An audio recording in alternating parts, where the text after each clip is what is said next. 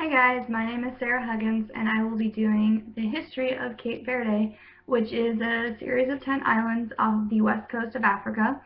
And it wasn't really put on the map or even discovered really until 1456 by Portuguese explorers who were under the command of Prince Henry the Navigator.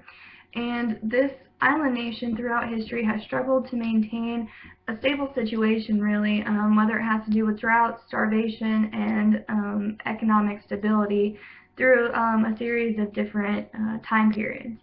And even though the islands were discovered in 1456, they weren't officially settled by colonists until 1461.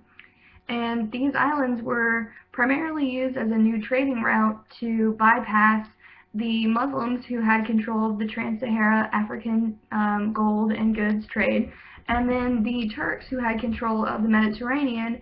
And so really Portugal wanted a Christian-based trading route to go around the Horn of Africa and to trade with India. So Cape Verde was their option, and they began setting up harbors and ports to establish these areas along the Atlantic Ocean.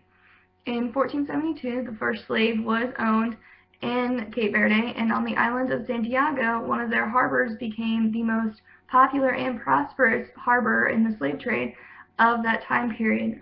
So any slaves that were coming out of Africa primarily hit through Cape Verde and through the island of Santiago.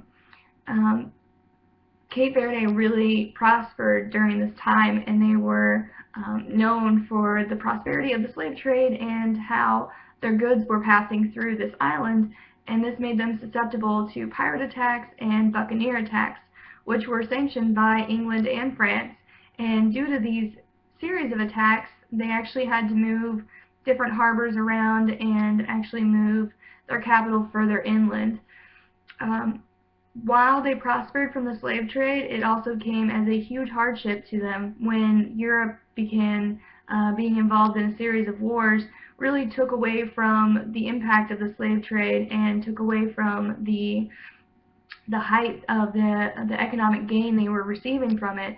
So while Europe was involved with other things, the slave trade really declined, and through that, and through a series of droughts, Cape Verde really took a hard hit and received no help from Portugal, which put a large rift between the mother country and the colonies.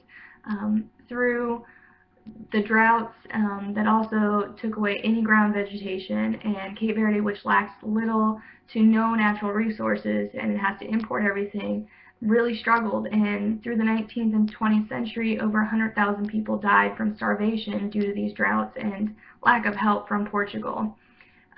In 1956, the African Party for the Independence of Guinea and Cape Verde was established and really pushed for the independence all around. And through this time period, Cape Verdeans became more literate and educated, whereas Guinea still struggled with a 5% literacy rate.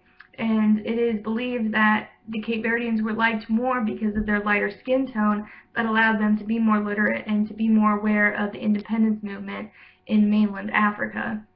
Now, through this independence movement, Cape Verde actually was able to gain its independence in 1975, and it was only because of this, because Portugal at home was experiencing difficulties of their own. Portugal had actually held on to its colonies longer than England and France and the Dutch, and were really stubborn about letting them have their independence. And then it wasn't until 1981 that Cape Verde actually split from Guinea in the political party and created their own, which is the African Party for the Independence of Cape Verde. And this is actually voted in and gained a 92% yes rate. And since then, they have been establishing their own government, and they have elected their own president. They have been really trying to establish good importation of goods because they just really lack the natural resources, and they have been growing and thriving through this time period up to current date. They have struggled with droughts, which is always and will be an issue, but these people are proud people and people that want to survive, and they are doing an excellent job of it.